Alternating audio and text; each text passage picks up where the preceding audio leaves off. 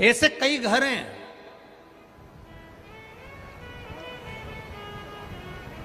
इस भारत की भूमि पर, इस मृत्यु लोक में, पूरे विश्व में ऐसे कई घर हैं जिनके घर में गुजारा करने की भी आफत है। पहनने के कपड़े नहीं, किसी के यहां पर भोजन नहीं, किसी के यहां जमीन नहीं, किसी के यहां दुकान नहीं। कोई कोई पूरी जिंदगी किराए के मकान में निकाल देता है। नहीं है।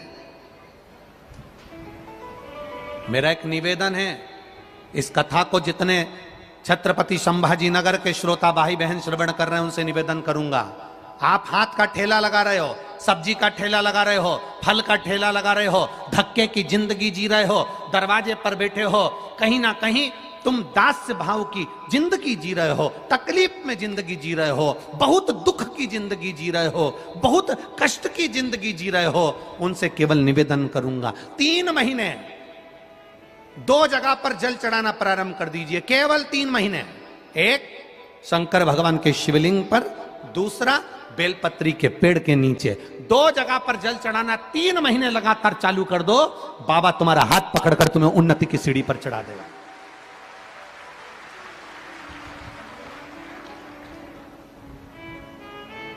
हमें कोई चमत्कार करना नहीं आता और ना हम कोई तंत्र विद्या या मंत्र विद्या जानते हैं, ना हमारे पास में बेल है, ना हमारे पास में भभूति है।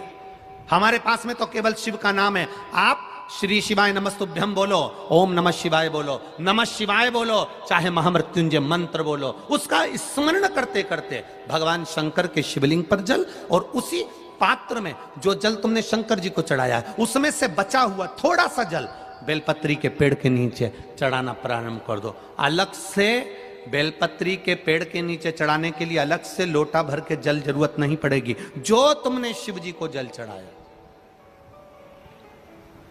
जो तुमने देवाधिदेव महादेव को जल चढ़ाया, बस उसी पात्र का जल शंकर जी को चढ़ाओ, उसमें से बचा हुआ थोड़ा सा जल बेलपत्री के वृक्ष के नीचे चढ़ाना प्रारंभ करना। कौन सा बेलपत्री का वृक्ष? जिसकी छाया आपके ऊपर आ रही हो। शिव महापुराण बड़ी सुंदर बात कहता है, ध्यान दीजिएगा। जिस बेलपत्री का पौधा तुम्हारे सिर का, और ये दोनों हाथ ऊपर कर लो, अपन खड़े हुए और खड़े होकर दोनों हाथ ऊपर करें, इतना बड़ा बेलपत्री का पौधा है, उस बेलपत्री के पौधे की पत्ती को कभी तोड़कर शंकर जी को नहीं चढ़ाना चाहिए। ध्यान रखना। कितना बड़ा पौधा। आप खड़े हो जाओ और खड़े होने के बाद आपका हाथ ऊंचा कर लेना। इतना बड़ा पौधा है, उस पौधे की पत्ती बेलपत्री को तोड़कर शंकर भगवान को कभी नहीं चढ़ाना। शंकर भगवान को उस बेलपत्री को, उस वृक्ष की पत्ती को तोड़ना चाहिए जो वृक्ष तुम्हारे हाथ से थोड़ा सा ऊंचा हो, जिसके लिए तुम्हें हाथ और ऊंचा करना पड़ रहा हो।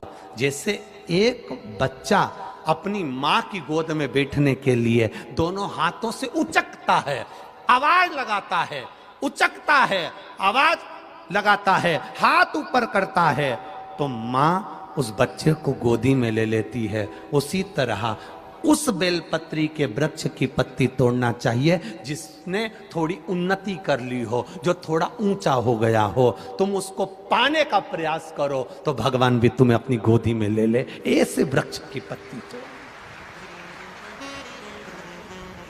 अब तुम छोटा सा पौधा, बिल्कुल जरा सा पौधा, उसी की पत्ती तोड़कर महादेव को चढ़ाओगे, ये श्रेष्ठता नहीं है।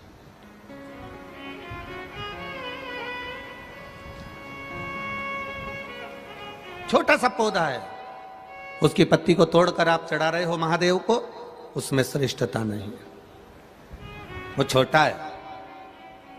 जो बड़ा, जिसकी छांव तुम्हारे सिर पर आ जाए, आशीर्वाद जिसका तुम्हारे सिर पर आ जाए, उसके नीचे जाओगे, उसके नीचे आराधना करोगे तो थोड़ा सुख का भान होगा।